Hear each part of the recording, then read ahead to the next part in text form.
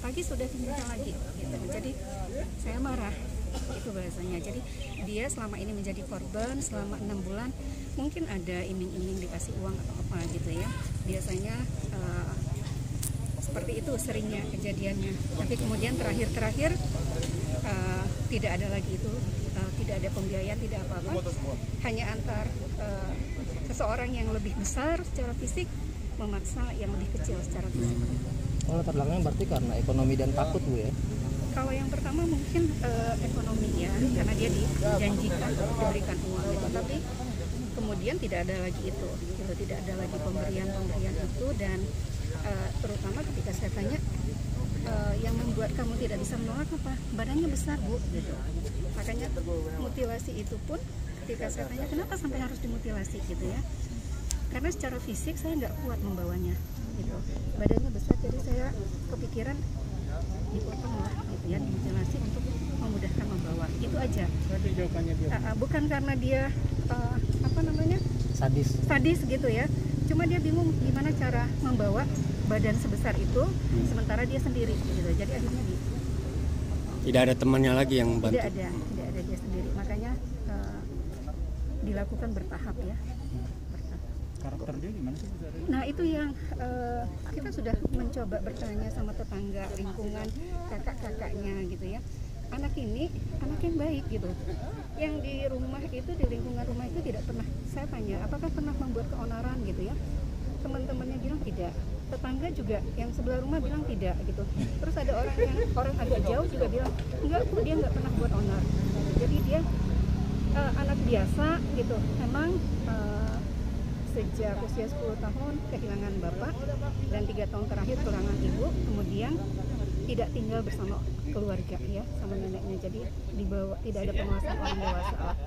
Bisa jadi karena itu juga satu mungkin yang kami berpikir cukup berbahaya juga itu internet.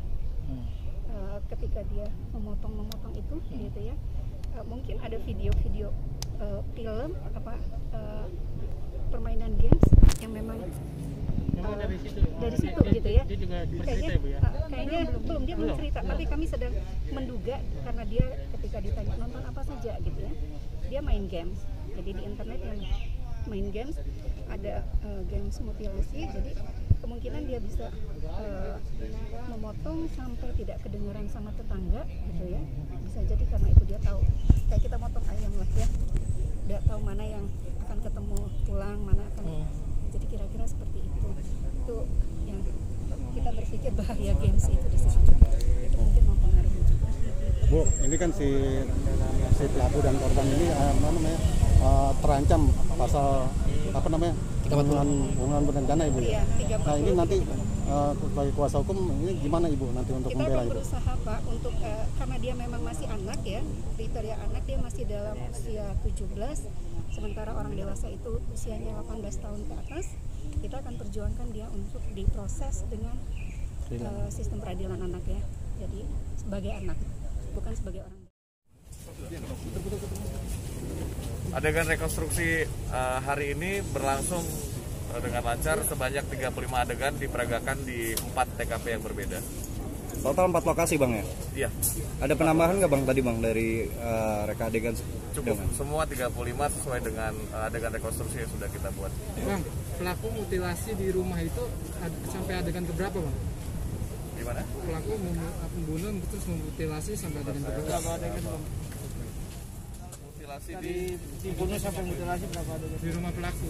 Oke, mulai dari pertama pelaku dan korban ada di TKP pertama sampai adegan pertama sampai ke 17 itu peristiwa terjadinya mutilasi.